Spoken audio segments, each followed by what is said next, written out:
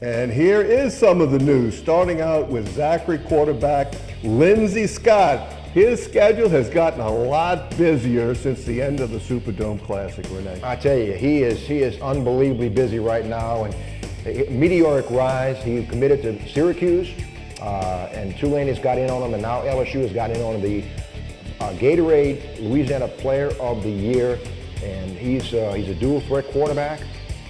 It'll be interesting to see where he finally lands. Again, he decommitted from Syracuse, but he's got a host of schools looking at him in LSU since they've lost on Felipe Franks and Dwayne Haskins last week. They pushed real hard for him. He went to Ohio State. He was their second choice, and now they're moved down to their next option. So we'll see if LSU does secure a quarterback, and if it is, Lindsey Scott. And we know now that LSU is going full speed into the athletic dual threat quarterback, Renee.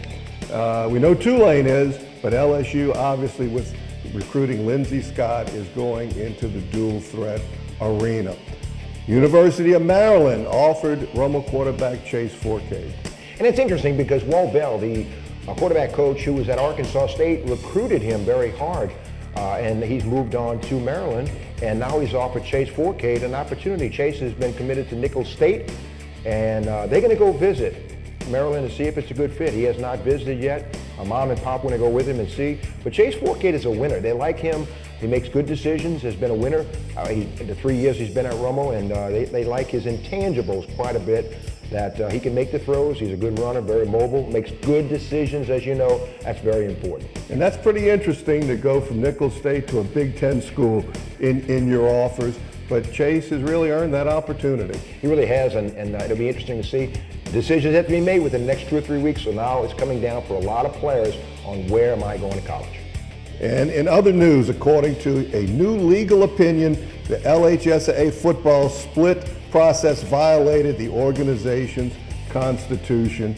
And that's starting up next week, Renee. And you know more about that than anybody I know, Rick, and it'll be interesting to see how that unfolds and what finally happens, what the final tally on that is. There's going to be a vote next week, and I know you're watching that very, very closely, and again, I defer to you on that.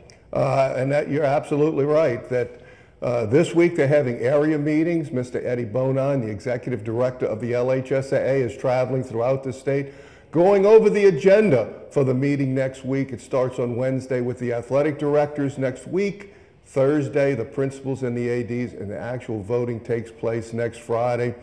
It looks to me, Renee, like Mr. Bonin and the executive committee is all in on trying to get away from the 9 classification and division state championship and to try to bring the organization closer together.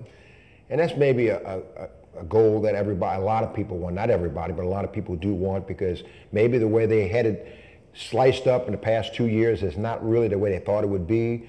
Don't know if they'll have 9 championships next year. There may be less, but it may not be, as it was publicized last week, that it was going back to the old way again. It may not be that way. We'll see. And it's interesting the way this whole thing came out last week. On Friday, there was a hastily called press conference to announce something big, and the announcement was that it was a legal opinion, not a ruling by the LHSAA, that says that maybe the way that the split was implemented, the parliamentary procedure wasn't according to the Constitution.